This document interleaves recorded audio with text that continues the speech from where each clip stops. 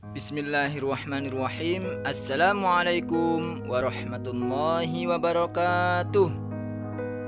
Bagaimana kabarnya pagi hari ini?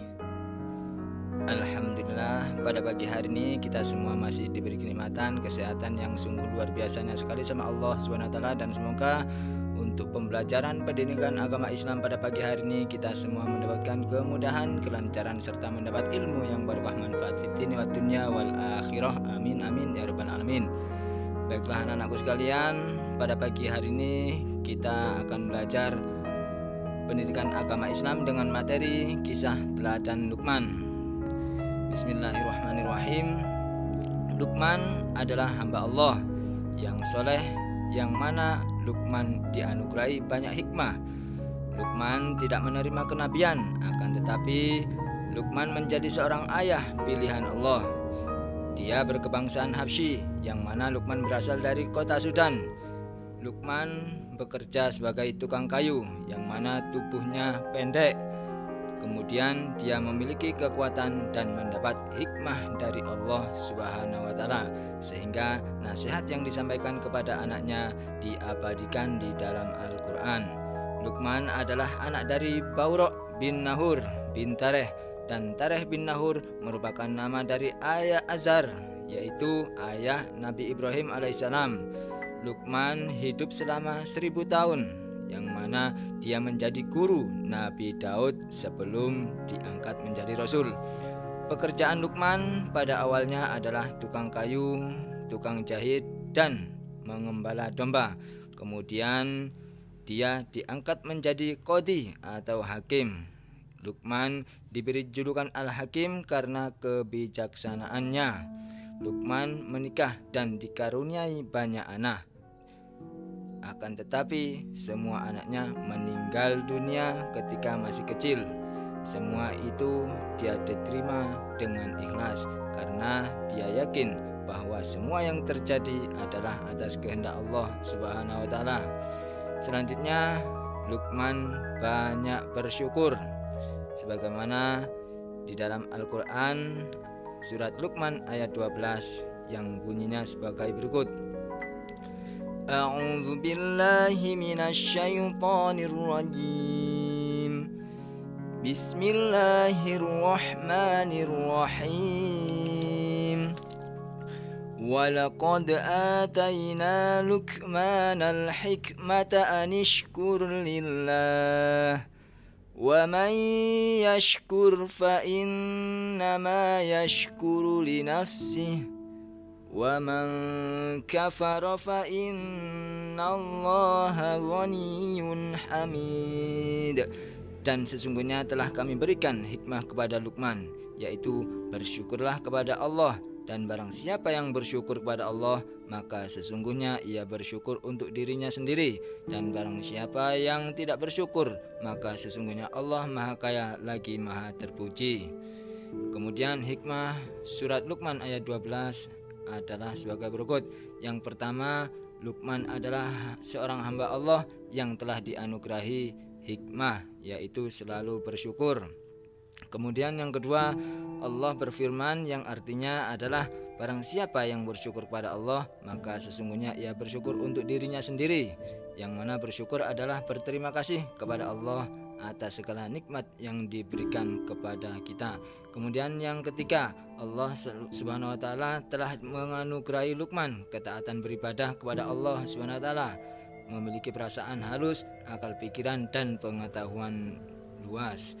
Kemudian nasihat Luqman kepada anaknya, yang pertama, jangan musyrik atau yang disebut dengan menyekutukan Allah, sebagaimana dalam surat Al-Luqman ayat 13.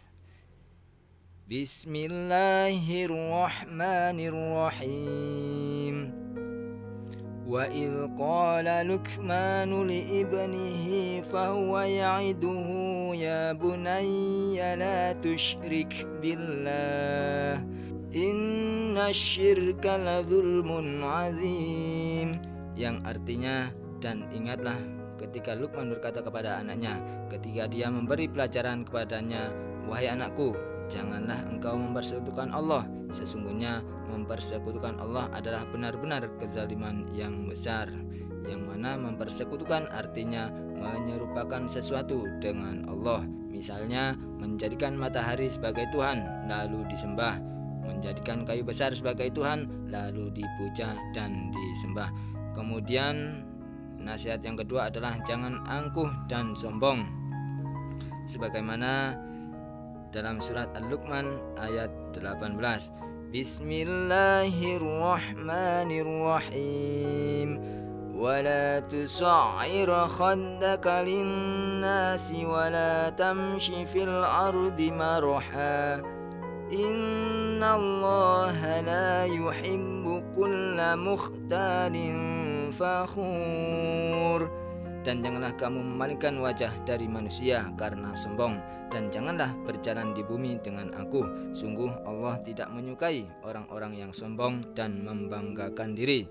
Kemudian ciri-ciri sikap angkuh dan sombong menurut Luqman ayat 18 adalah memalingkan muka dari manusia, kemudian berjalan di muka bumi dengan angkuh dan sombong.